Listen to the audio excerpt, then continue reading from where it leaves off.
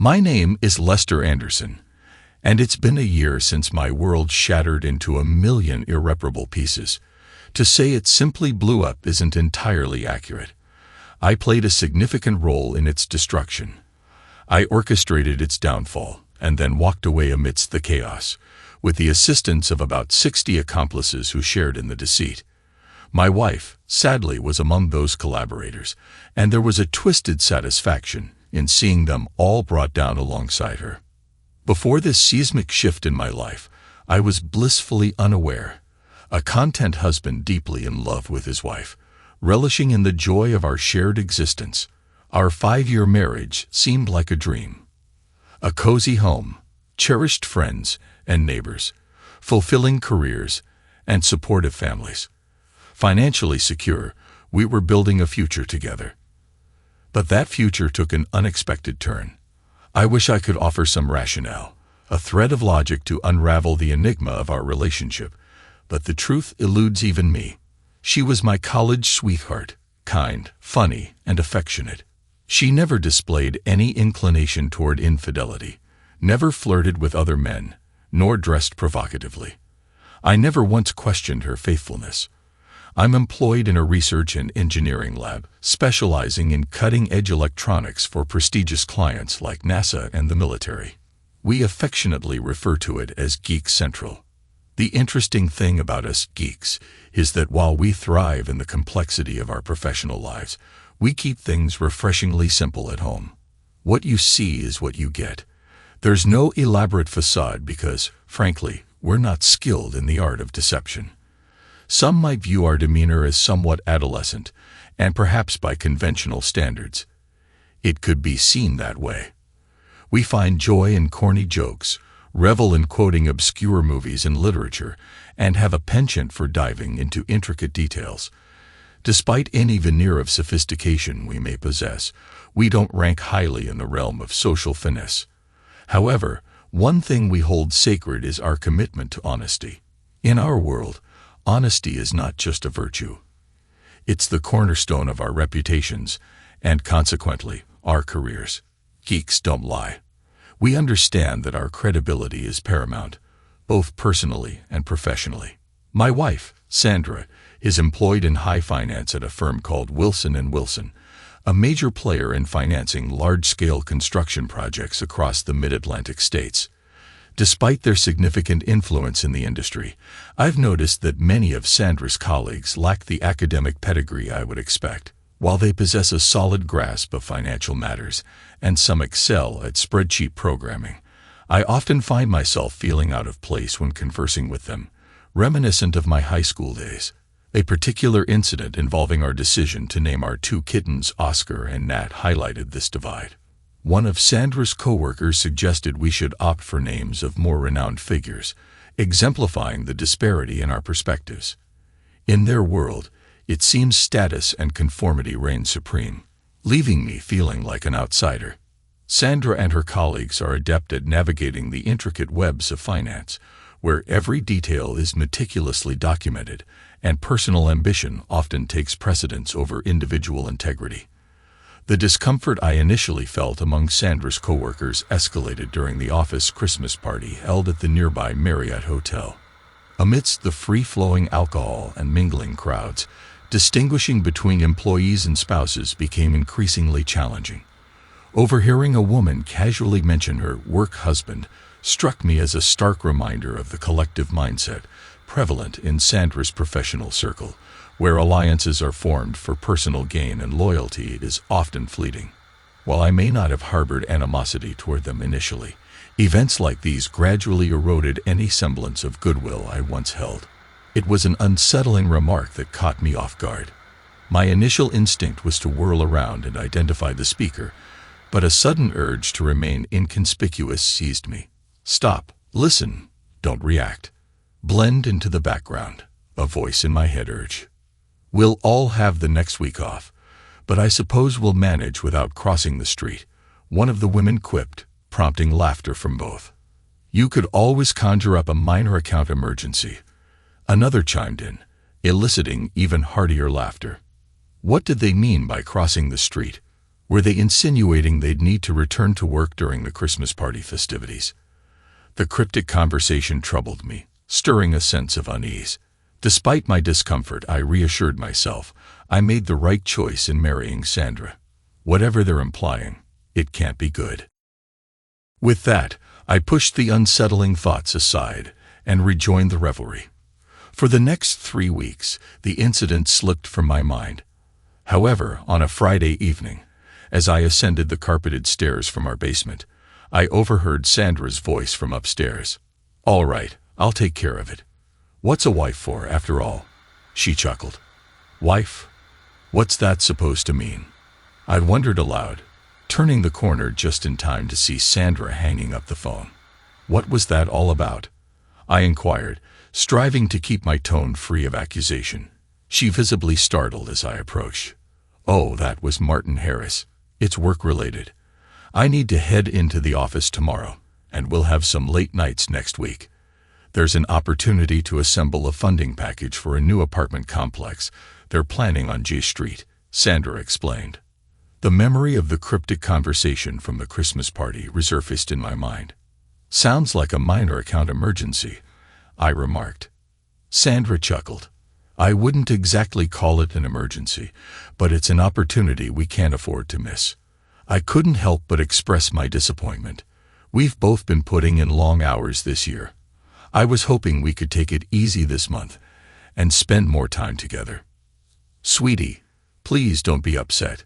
These opportunities don't come around often. You have to seize them while you can, or they slip away," Sandra reassured me. "I promise I'll make it up to you." Her mention of wife caught me off guard. "What's with the wife talk? I thought you were my only wife. How many husbands do you have?" I quipped, trying to inject a bit of humor into the conversation. A flicker of surprise flashed across Sandra's face as she realized I had overheard her. Attempting to mask it with a smile, she reassured me. "Just you, silly. It's something we say at the office. We joke about seeing more of our work partners than our actual partners at home. It's just a little office humor. Everyone says it." Despite her attempt at reassurance, her trembling hands betrayed her underlying unease. "I'll just go in for a few hours tomorrow to kickstart things, and then we'll have the rest of the weekend together," she promised, her smile strained. The remainder of Friday night passed quietly, and Sandra left for the office on Saturday morning, as if it were any other workday, albeit dressed casually. However, our promised weekend together didn't commence until after 7 p.m. Saturday night. Now, don't misunderstand me. I appreciate hard work and the importance of meeting deadlines. However, what troubled me was the sense of secrecy permeating our marriage. I couldn't shake the feeling that there was far more secrecy in our relationship than I had ever suspected. As I waited for Sandra to return home on that Saturday, my thoughts revolved around this newfound realization. Despite regularly sharing stories from my work and recounting anecdotes I'd heard, I suddenly became acutely aware that Sandra never divulged anything about her own job. It dawned on me that she had erected a substantial barrier between her work life and her home life, a divide I had never truly comprehended before. When my wife finally arrived home on Saturday night, she headed straight for the shower while I got started on grilling some steaks. Despite my attempts to focus on cooking, my mind remained fixated on that unsettling wife remark. Even if it was meant innocently, it rubbed me the wrong way, leaving me feeling irked. 2 phrases from the Christmas party continued to replay in my mind like a broken record. One was work husband, and the other was crossing the street. I couldn't shake the nagging question of whether these phrases held literal or figurative meaning. Considering Sandra's office location, I couldn't help but ponder the possibilities. Across the street were 2 prominent buildings, the first, a sizable medical practice, and the other, the Marriott Hotel. It dawned on me that many individuals at the Christmas party seemed intimately familiar with the layout of the hotel, sparking a flurry of unsettling thoughts. While I tried to rationalize their frequent visits as business-related lunches or client accommodations, my sour mood led my imagination down darker paths. That week, feeling an overwhelming need for a break from the lab, I made a conscious decision to have my lunch in the solitude of my car. As fate would have it, my parking spot happened to be conveniently located just a block away from my wife's workplace, affording me a clear view of the street stretching between her office and the Marriott. What unfolded before me left a bitter taste in my mouth. Around 11:45 on Monday morning, just before the lunch hour, I observed several couples strolling across the street and disappearing into the Marriott. By 12:30, the same couples leisurely made their way back to their respective offices. Not a single group of 3 or 4, just pairs. While I didn't catch sight of my wife among them, my unease only intensified. The following day yielded a similar sight, different couples, but the same suspicious behavior. I entertained the idea of investigating further by observing the hotel lobby, but the risk of being recognized, particularly by Sandra, deterred me. In a move born out of desperation, I took a step I never imagined I would. That very afternoon, I enlisted the services of a private detective named Tristan Howard. I briefed him on what I had witnessed and outlined my desperate need for answers, providing him with a photograph of Sandra. His advice was as perplexing as it was disconcerting. Don't dwell on it. Resume your normal routine and trust that if there's something to be found, it will reveal itself soon enough. Though I voiced my hope that my suspicions were unfounded, I returned to work, grappling with a torrent of emotions. My investment in Tristan's services proved worthwhile. Thursday morning, he sat me down in his office and delivered the grim truth. On Wednesday morning, at precisely 11:45, my worst fears were confirmed. My wife entered the Marriott lobby with Martin Harris's arm draped around her waist. A fleeting stop at the reception desk secured them a key before they ascended to the 4th floor, not re-emerging until close to 12:40. Tristan, with his knack for gathering discreet information, had a private conversation with the desk clerk, shedding light on a disheartening truth. My wife and her alleged work husband were frequent guests at the hotel. This revelation came at a swift cost of $300, a mere down payment according to Tristan, who cautioned me that obtaining incontrovertible evidence would come at a higher price. Despite my internal turmoil and self-loathing for entertaining such suspicions, I resolved to obtain ironclad proof, even if it meant delving into the darkest corners of my thoughts. To achieve this, Tristan proposed a plan involving cooperation from the desk clerk and strategic room rentals. He would ascertain the room my wife and her colleague would occupy during their next visit, renting the adjacent rooms to install discreet video surveillance. It entailed additional expenses, a bribe included, but I was willing to pay whatever it took to uncover the truth. The past 7 days had been excruciatingly painful. I attempted to distance myself from Sandra as much as possible, yet she couldn't help but notice my erratic behavior. Brushing off her inquiries with vague mentions of work, I doubted she bought my flimsy excuses. Despite my efforts to maintain a facade of normalcy, my heartache was palpable. When Sandra expressed a desire for intimacy, I reluctantly obliged, convincing myself that if I hadn't discovered anything concrete yet, perhaps there was nothing to find. But as we made love, my heart was heavy with a mixture of anger and anguish. It felt like my marriage was unraveling before my eyes. Tristan's call from the clerk came as a bleak confirmation of my worst fears. He secured the room for the following Wednesday morning and evening, and I found myself sitting in his office on Thursday morning, clutching the evidence that shattered my world, watching the gut-wrenching 40-minute video of my beloved wife, the very center of my universe, engaged in intimate acts with her supposed work husband, Martin Harris, left me utterly devastated. In moments of turmoil, a geek's mind can wander down strange paths. I recalled an old joke about a husband discovering his wife's infidelity and threatening her lover with a gun, saying, "Don't laugh. You're next." But I vowed to maintain a sense of order amidst the chaos. They would face the consequences of their betrayal, and I would find the strength to walk away. Before confronting the situation head-on, I knew I needed some time away. Being under the same roof as Sandra felt suffocating, unbearable, so I arranged to take the rest of the week off, citing a need to be down at Wallops for the weekend if anyone asked. With that sorted, I hastily packed a bag, left a note behind, and embarked on a journey westward. Thankfully, I had a childhood friend, Lucas, residing about an hour past Baltimore, who graciously offered to host me for the weekend. I breathed a sigh of relief, knowing I wouldn't risk encountering Sandra while at home. In my current state, I couldn't fathom feigning normalcy. It was all I could do to keep my emotions in check, to gather my thoughts, and devise a plan. Ironically, leaving that note was the first instance I ever lied to my wife, and it weighed heavily on my conscience. But in that moment, escape was imperative, and I wasn't ready to reveal my hand just yet.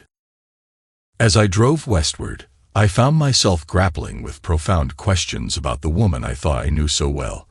Had she mastered the art of compartmentalization to the extent that she could justify having two husbands? One thing became abundantly clear. My wife had mistaken trust for naivety. I had never been naive, and deceiving a husband who placed unwavering trust in her was hardly a feat. The days of blind trust were over. My marriage lay in ruins, awaiting its inevitable funeral. Childhood friends possess an uncanny ability to see through facades. They know you inside out, your past, your present, and your innermost thoughts. There's no hiding from them. Within minutes of my arrival at Lucas's place, he read the turmoil etched on my face. Sharing the devastating news, his reaction mirrored my unseething anger. But it was his wife, Tiffany, who urged us to temper our rage and approach the situation with clarity. She didn't defend Sandra. Rather, she implored me to reflect on my desires and avoid acting impulsively. A true understanding of the social dynamics at play often requires a woman's perspective. While my fury was directed at my wife and her alleged work husband, Tiffany's focus expanded to include the broader context of the workplace. In her eyes, it was the women who held the power over sexual dynamics, either actively participating or turning a blind eye. She quipped, "Men are pigs, and it's up to women to civilize them," sharing a knowing smile with her husband, who reluctantly concurred. "I want to bring them all down. I'm divorcing my wife, that deceitful, unfaithful woman. She's betrayed me. And it's clear this isn't her first offense. I want to inflict pain on every single one of them. I want to make Mr. Martin Harris regret ever being born with a shred of decency, and I want every adulterer in that office to rue the day they chose to betray their vows." Tiffany attempted to inject some rationality into my seething anger. "Be absolutely certain you're prepared for the consequences. There might be factors at play that you're unaware of. Perhaps she'll be consumed by remorse and never repeat her actions. You love this woman enough to marry her. Do you truly want to throw it all away now? Think it through." Reluctantly, I produced the damning evidence, and together we watched the footage. Martin Harris, a mere pencil pusher, his domain was the realm of finances. While I dedicated myself to evening runs, he indulged in extravagant dining experiences. Martin Harris was anything but formidable. For 40 agonizing minutes, we bore witness to my wife surrendering herself to her supposed work husband. It was a soul-crushing experience. She wore a smile, even shared laughter, while I felt as though my world was crumbling around me. As the video concluded, a heavy silence settled over the room. I turned to Tiffany, seeking guidance. "How long should I ponder this?" I asked, desperate for clarity. She simply shook her head, enveloped me in a comforting embrace, and silently began preparing dinner. Lucas had pursued a career in law, an irony not lost on me. Yet he remained a loyal friend. And for that, I forgave him. His wife, a high school science teacher, possessed a surprisingly analytical mind. Over the course of the weekend, we engaged in countless discussions, and with their invaluable assistance, I began formulating a plan. Calling Tristan, I outlined my intentions. It would come at a cost, but with patience, it was feasible. We devised a strategy to divide my wife's office into two groups, management and those closely affiliated with Sandra, approximately 10 individuals, along with their respective work spouses. My goal wasn't merely to scorch them. I wanted to obliterate them. The remaining employees would feel the repercussions, albeit without draining my savings. Tristan would discreetly install cameras in the offices of management and the targeted coworkers, while the others would be captured on film entering and exiting through the lobby. When the time came to file for divorce, I would take legal action against the company, exposing the indiscretions of every employee's spouse. Throughout that weekend, I agonized over whether I had missed the warning signs. There must have been signs, I reasoned. She never appeared cold or indifferent. She was always supportive when I shared details about my work. Could she truly lead a double life without remorse? Was she perhaps a sociopath? Her jittery reaction when I confronted her about the wife remark on that fateful Friday suggested she was well aware of right and wrong, or at the very least cognizant of potential consequences. I struggled to comprehend how anyone could sustain such duplicity without succumbing to a nervous breakdown. Somewhere amidst my contemplation, a troubling thought surfaced. By leaving town, I had unwittingly provided Sandra and her alleged paramour the ideal opportunity to use our home for their illicit rendezvous. Anger surged within me before I swiftly realized the futility of dwelling on it. In the grand scheme of things, their actions were inconsequential. I had already made up my mind to divorce her, irrespective of her current behavior. I resolved to leave her the bed, out of sheer practicality, and claim what was rightfully mine from the rest of the house. Steadier than ever, I braced myself for the forthcoming deception as I embarked on the drive home Sunday night. To save on expenses, we opted not to capture footage of the work spouses in their hotel rooms more than once, except for my wife and Mr. Harris. This minimized the number of room rentals and reduced the time required for Tristan's team. When it came to Sandra, I wanted to eliminate any possibility of her dismissing her actions as a one-time occurrence. In just 2 weeks, we achieved our objectives. Those weeks were excruciating. I loathed every moment of her dismissing her actions as a one-time occurrence. I sought to expose the complicity of the entire office, the individuals who knew of my wife's infidelity yet remained silent. Uncovering their deceit required additional time. Most work spouses rendezvous once a week, with some being more frequent visitors to the hotel across the street and others less so. While we didn't catch them all, we captured enough to serve our purpose. Sandra and her accomplice adhered to a strict every Wednesday schedule. To distance myself from the pain, I pretended to work late on numerous evenings. However, the ache of being home was unbearable. I concocted fictitious emergencies, supposedly requiring me to travel to Wallops on Thursdays, yet in reality, I spent those nights in a hotel near my workplace. On Friday nights, I sought solace in visiting Lucas and Tiffany once more, and on Monday nights, I returned to the hotel, seeking refuge from the torment of home. Sandra began to voice complaints about feeling neglected, and our relationship gradually turned icy. Little did she know the depth of that chill. Despite her efforts to maintain a facade of normalcy at home, I was emotionally distant, and it reflected in her demeanor. Seeking refuge, I relocated to the guest room for sleeping, and made a point to leave the house early each morning. After all, I had my own set of deadlines at work. Perhaps Sandra sensed the strain in our marriage, or perhaps she bought into my flimsy excuses, or maybe she simply didn't care. Regardless, it didn't deter her from continuing her Wednesday lunches with her work husband. If anything, their lunch breaks only seemed to lengthen. It became evident that infidelity ran rampant in her workplace, with a significant portion of the staff, including many in senior positions, engaging in extramarital affairs.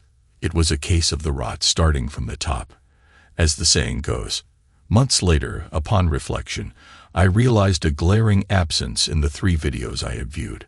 Not once did they mention me. Neither he nor she spoke ill of me or felt the need to defend my honor. What stung even more was the sight of her wearing her wedding rings throughout those encounters, a silent testament to her indifference towards our marriage. It was as though I were invisible, non-existent in that aspect of her life. While there was a semblance of tenderness between the two lovers, it felt hollow, lacking the genuine intimacy one would expect from a committed relationship. They were more than mere casual partners, yet fell short of being true lovers. The moment I witnessed my wife and her work husband saunter through the lobby, his arm possessively around her waist, heading towards their rendezvous, I knew the marriage was beyond salvaging. Watching them engage in their tryst confirmed there would be no room for discussions, excuses, or worn-out cliches. I was resolved to obliterate not just our marriage, but also her entire workplace. I had no interest in hearing her apologies or witnessing her tears, and the mere notion of it being solely about sex was abhorrent. 3.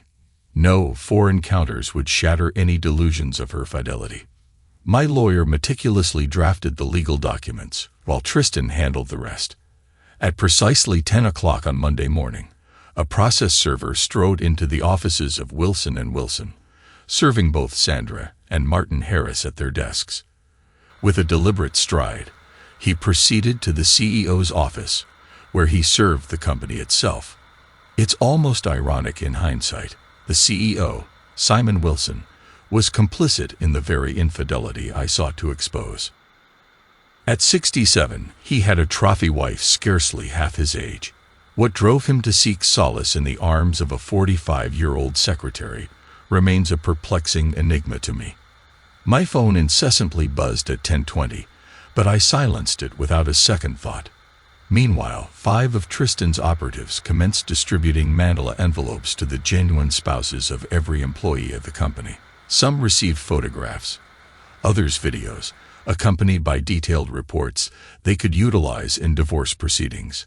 Martin Harris' wife was given a particularly substantial envelope. For others, a letter served as a wake-up call, enlightening them about the unsavory activities unfolding at Wilson & Wilson, should they wish to confront their spouses upon returning home. Each envelope bore a brief note. In the spirit of transparency, you can thank Sandra Anderson for bringing this to our attention. I couldn't help but wonder how many allies my deceitful wife would have come Tuesday morning. Wilson & Wilson's demise was swift and profound. Following my lawsuit against the company, a deluge of 20 additional legal actions ensued. Divorces proliferated throughout the office like a raging inferno, consuming even marriages where evidence of infidelity was absent. Management's attempts to terminate employees tainted by the scandal only unveiled their own complicity in the debacle. Innocent individuals departed rapidly, seeking to salvage their tarnished reputations. The media seized upon the spectacle, and within 2 weeks, an article chronicling the firm's downfall prominently featured the term work spouses.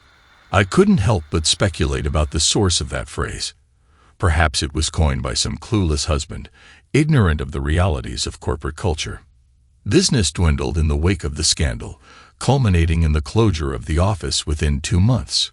For nearly a year, the once bustling building stood eerily vacant. Eventually, I found myself seated across from Sandra in my lawyer's office. Tears streamed down her face as she attempted to convey remorse. After weeks of receiving a barrage of angry messages, punctuated by denials, pleas, and futile attempts at bribery and negotiation, she finally assumed a modicum of accountability for her actions. She attributed her transgressions to the allure and atmosphere of high finance.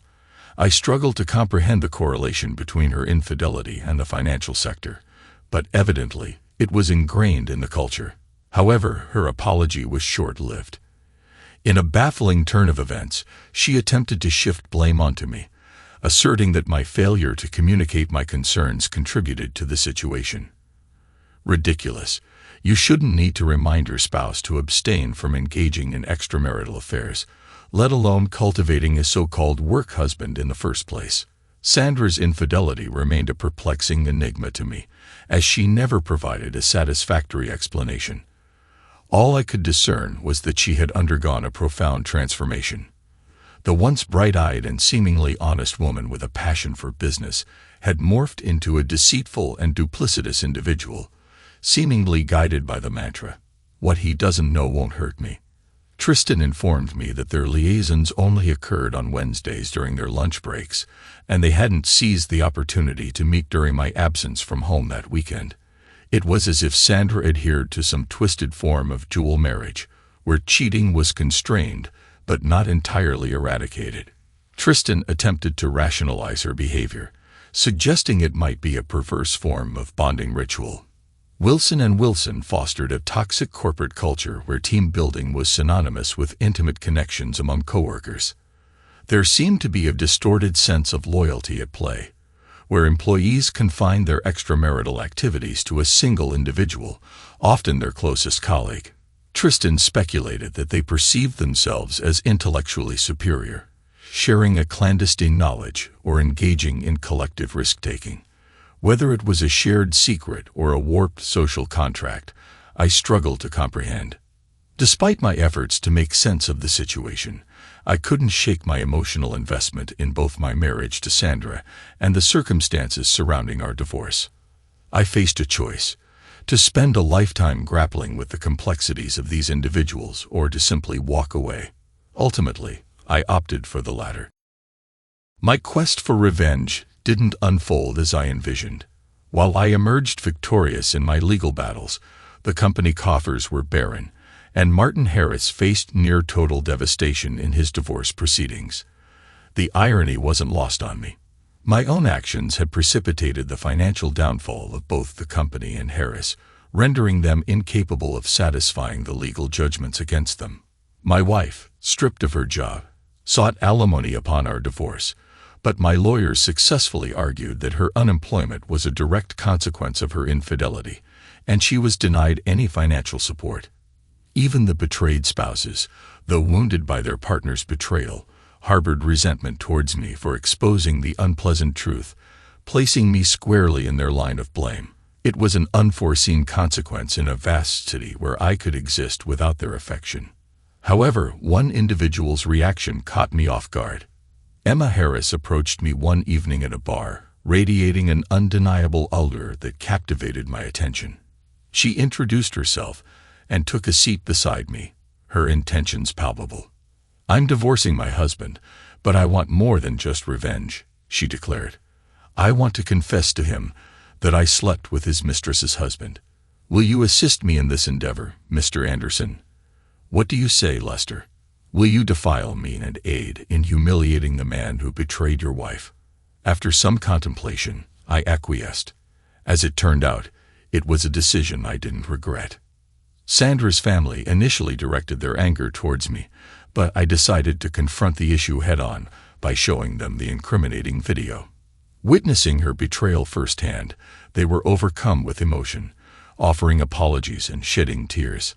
Ultimately, they absolved me of blame for the divorce, although they attempted to persuade me to grant Sandra a second chance. However, forgiveness eluded me. I couldn't recall Sandra ever asking for it, and my heart remained hardened for over a year. Reflecting on the events during my divorce, I couldn't help but feel a sense of irony. Despite my expertise in high-tech electronics, it was rudimentary methods, a parked car, a bribe to the desk clerk, and off-the-shelf miniature cameras that exposed Sandra's infidelity. It was a stark reminder that even the most advanced technology couldn't prevent betrayal in matters of the heart. Reflecting on how effortlessly I stumbled upon their deceit, I couldn't shake the thought of how easily they could have concealed their affair. It dawned on me after overhearing a couple of conversations. From that point on, their indiscretions were glaringly obvious. Couples nonchalantly crossing the street displayed a brazenness that bordered on arrogance. It begged the question, did anyone care about appearances anymore? It seemed almost inconceivable that they had managed to evade detection for so long. It made me question whether the world I inhabited bore any resemblance to the reality around me. Were such affairs commonplace? In the realm where I worked, those who boasted of their romantic conquests were usually solitary figures, their only companion being their own hand. Once again, I found myself relegated to the sidelines, observing the antics of the cool kids from afar. Occasionally, I catch glimpses of Sandra in passing, whether on the streets or in stores. We never exchange words, and I remain oblivious to her current endeavors. When our eyes meet, I see a flicker of sorrow in hers, but I can't bear to hold her gaze for long. The mere sight of her still tugs at my heartstrings, a reminder of the life I once knew that now lies in ruins. I've turned a corner, embarking on a journey of starting anew. Like a detonator igniting an explosion, I set events in motion that tore apart not only our relationship, but also my own sense of self. Thanks to everyone who took the time to listen to today's stories. If you enjoyed it, please consider liking and subscribing if you haven't already. Feel free to share your thoughts on the events in the comments below. Take care.